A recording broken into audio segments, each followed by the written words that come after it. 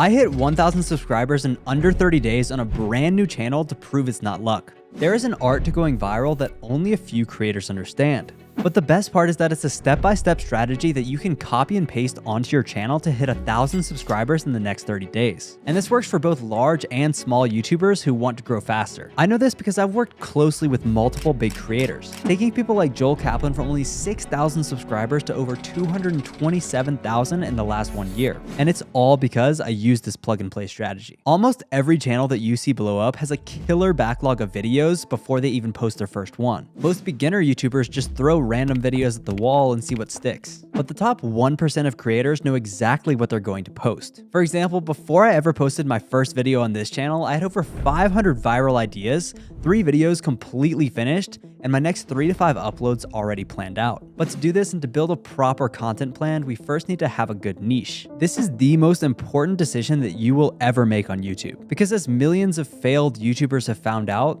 there are good and bad niches, and your success is largely dependent on whether you choose the right one. Let's break down the top 5 niches on YouTube right now. These are broad and proven niches that are very easy to get your first 1,000 subscribers. We have documentaries, education, challenges, fitness, and skill sets. These are all niches that are evergreen and have a ton of viewership. However, because we have no eyeballs at the start, we don't get that big push that large YouTubers have to reach these massive audiences. So it makes sense that your video about how to get rich or how to study better never saw the light of day, and you're still waking up with no new subscribers. In the beginning, we need to actually dive down the rabbit hole of these 5 niches and choose something a little bit more specific. Let's take a look at documentaries. We can make these videos on just about anything, whether that be true crime, the dark lives of celebrities, or different cultures around the world. And typically, a more specific audience will respond better to your content than a broad one. So making documentaries about certain topics will give you a higher chance of getting the click. But there is one thing that I see people mess up all the time, and it causes their channel to never get the views that they really deserve.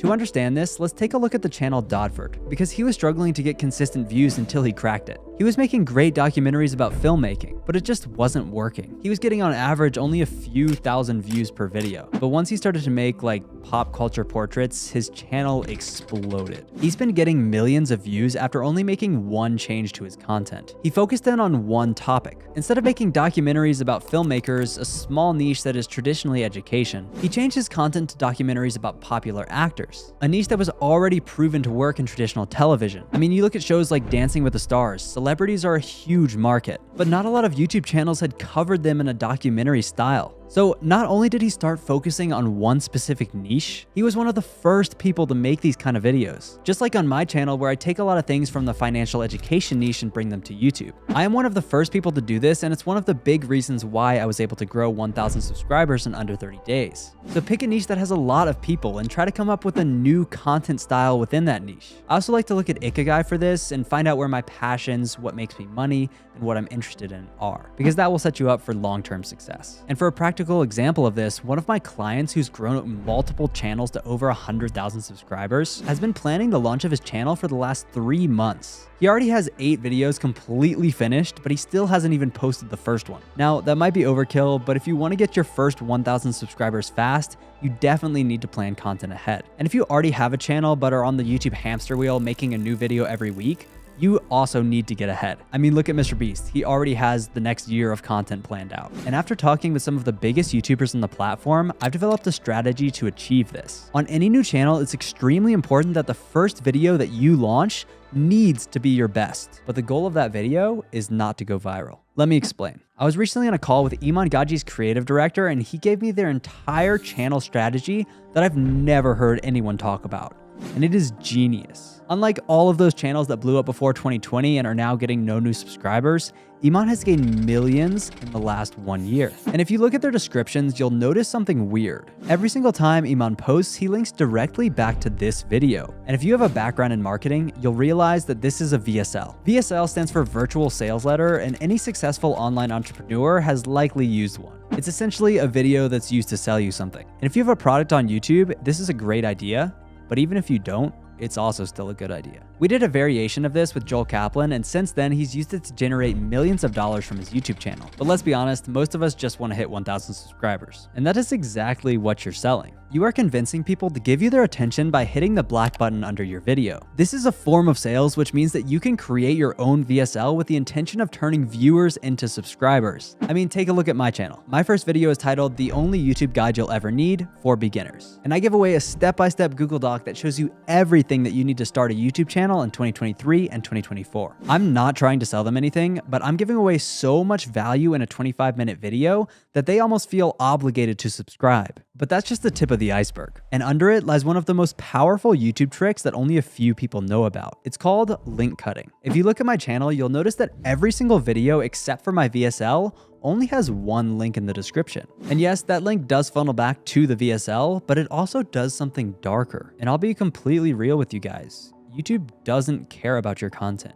They don't care how much effort you put into your last video. YouTube only pushes videos that make them more money. That's why whenever Mr. Beast posts a video, it's the first thing that you see on your home screen. They know that you'll probably watch this video, which keeps you on the platform longer, and therefore they can show you more ads. Some people think that this is wrong or creating addiction, and I'm not here to argue with that. But as creators, we can use that fact that all YouTube wants is to keep people on the platform longer to our advantage. What we need to do is remove anything from the description that takes people off of the platform. This means like all affiliate links, all Instagram, all Twitter, anything that's not a YouTube link. I only have those in my channel bio and my VSL. Every other video only has a direct link to another YouTube video. Now, I have noticed that this is one of the most common factors between channels that are currently blowing up, and it's clear that the YouTube algorithm loves this. I'm giving this away to you for free because I'm on a mission to get 100 people their first silver play button, so subscribe to become one of them. Now that you have a clear posting strategy and understand how to optimize your videos, we need to talk about what metrics you need to hit in order to consistently go viral.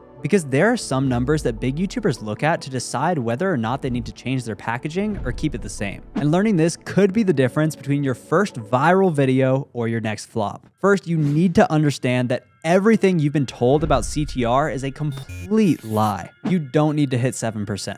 4 out of 5 of our videos on this brand new channel have hit over 10,000 views with under a 5% CTR. But the craziest part is that they still haven't died and are getting consistent views every single day. Common advice says that 5% is bad. But if that's the case, then why is it the benchmark for creators like Iman Gadji, Alex Hormozi, or Joel Kaplan? And why does my video with 214,000 views have a 3% CTR? It's because there are levels to the YouTube algorithm, and they work by pushing your content out to a small audience first. And like we talked about earlier, small audiences are much more likely to watch. This is why your video will start off with a 10 to 15% CTR, because it's being shown to your current subscribers or specific people in your niche. But if your content is good enough, it'll pass the YouTube algorithm's test and then get pushed out to the next level. And each level you go up is broader and cares less about your content. This means that less people will actually click on the video and your CTR will go down significantly. Then you'll be left wondering why your video is at 100K views, but only 5% of people are clicking on it. YouTube repeats this process until it finds the broadest audience that will actually watch your video. For example, this video by Jay Klaus got 1 million views in 2 weeks,